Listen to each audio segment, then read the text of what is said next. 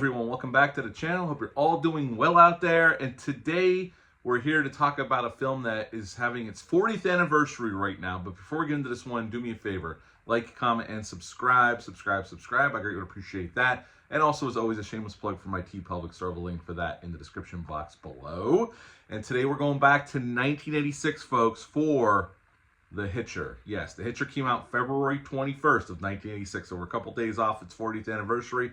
It's rated R. It's an hour and 37 minutes long. Had a budget of $6 million, and upon release, sadly, it only made 5.8.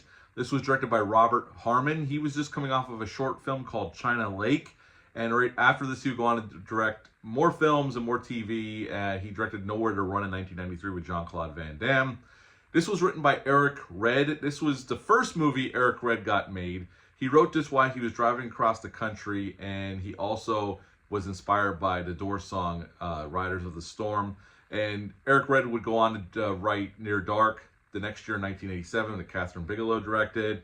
He wrote Blue Steel. He wrote and directed Body Parts. He also wrote and directed the werewolf film Bad Moon from 1996. I like that werewolf movie. Check it out. And I also like Body Parts quite a bit as well.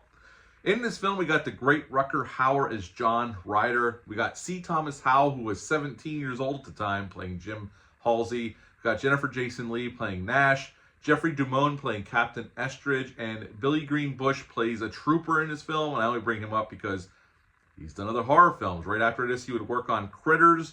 And then we'd see him again in Jason Goes to Hell. He's done other work as well.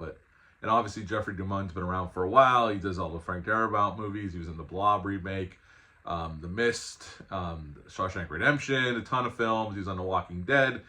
So a very long horror pedigree for that gentleman as well. And this is a very simple story. Jim Halsey is driving a car for this company across the country, United States, to San Diego for this gentleman. And he's all alone. He's getting tired. It's a rainy night in the desert Southwest. It's supposed to be Texas, but they shot this all in California. And he picks up this hitchhiker, which turns out to be John Ryder. And fairly soon after he picks him up and they're making small talk, the conversation turns pretty dark and John Ryder threatens his life. And luckily for him, the door wasn't shut all the way in the passenger side, and he's able to kick John Ryder out. And he thinks he got free of this menacing gentleman that he had picked up. But pretty soon, John Ryder reappears in the back of a station wagon, a couple of kids in another vehicle, which he tries to warn them. Later, he'd find said station wagon with everybody dead inside. And John Ryder makes his life a living hell until he finally decides to fight back. And at the end, we get one final stand between them, and Halsey kills him, shoots him dead with a shotgun, and that's the end of The Hitcher. So what to like about this film, this 40th anniversary of this film, and by the way, this 4K from Second Sight, it's absolutely gorgeous, and the cinematography looks amazing. Those desert Southwest shots look gorgeous. Some great lighting in this movie. I mean, it's one of the positive. I think this movie is very well directed as well. But this 4K, if you're a fan of this film, is definitely worth the upgrade. This is the best the film has ever looked. I know they did a lot of extensive work restoring this film and giving us this 4K, and it's definitely worth, if you love this film, it's definitely worth to own on physical media. I think the cast here is fantastic. Rutger Hauer, coming off of Blade Runner, was meant to play this role. He's so menacing with just talking low and those steely blue eyes. He sells it so much, and he's fabulous here in this movie. Just playing this stone cold killer that comes off of just cool, calm, and collected. C. Thomas Howell's great here as well. I mean, he had a big career in the 80s. I mean, he's still acting to this day, but he was only 17 at the time.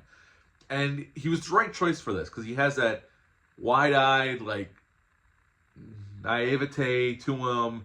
Because obviously you should never pick up somebody. And, you know, he even says when John Ryder gets in the car, my mom always told me never to do this. She'd kill me if she knew I was doing this. And he probably should have listened to his mother. Jennifer Jason Leigh's great. Just happened to be this girl who Jim meets along the way, needs help, and she's opening up this diner. And they're the only two there, and she cooks him some food, helps him get cleaned up. And then the cops come and arrest him.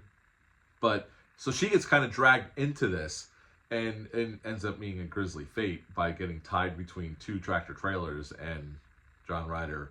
You don't see it, This movie in its original form, the script was very much more violent and longer, but the producers cut the script down and cut the violence down as well to make it more palatable. And the movie has violence in it, but it's definitely not as violent as Eric Red's originally intention.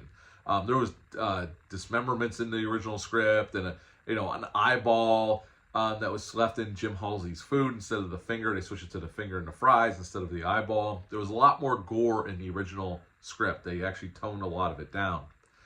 The camera work, Robert Harmon didn't direct a lot of movies. He directed some movies after this and then did some TV work. But he directs this film with a seasoned hand. The movie looks gorgeous. The action is well shot. There's fabulous stunts in this movie. There's a bunch of car wrecks. We get a helicopter crash. I mean, there's some fabulous things that they did in this movie for $6 million. I mean, they really did pull out all the stops. And then you have the mystery of who John Ryder is. We never really know. Obviously, we don't know if that's his real name. It's just the name he gives Jim. And he's in and out of the movie almost like the shark from Jaws. Like, he's all around, and he shows up out of nowhere. And he's almost like this malevolent presence just overlooking and, omnipresent all around Jim. Whenever, Jim thinks he's getting ahead, here comes John Ryder to screw it up. And Rutger Hauer saw the character as the personification of evil. I know some other people have some other theories about his character, but that's how Rutger Hauer saw it. I don't really know. I've seen different interviews with Eric Red. I don't know if he's ever said what John Ryder really is other than just this guy. It's like a slasher movie, like an action slasher movie kind of thing. But he's not a regular human. I mean, he takes, at the end, when Jim runs him over with the car and he gets back up, and it takes a lot to kill John Ryder. But it's all shot in a magnificent way. It's suspenseful. You care about Jim, and you hate to see him going through this. And, it's just a great story. It's a great little thriller horror film that they came up with. And it's lived on all these years, 40 years later. And I'm talking about it today because of the 40th anniversary. And it's a movie I like quite a bit. I've been watching this since the late 80s, early 90s. I've seen this movie. And it wasn't taken care of well over years. It took Second Sight quite a long time to do the restoration of this. And again, the disc is totally worth it. They've done a fabulous job.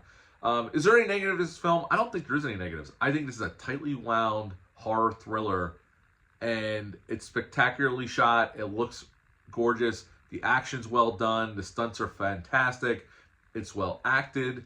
And at the end of the day, I've always really loved this movie, and it's a movie I watch at least once a year, and I'll continue watching at least once a year.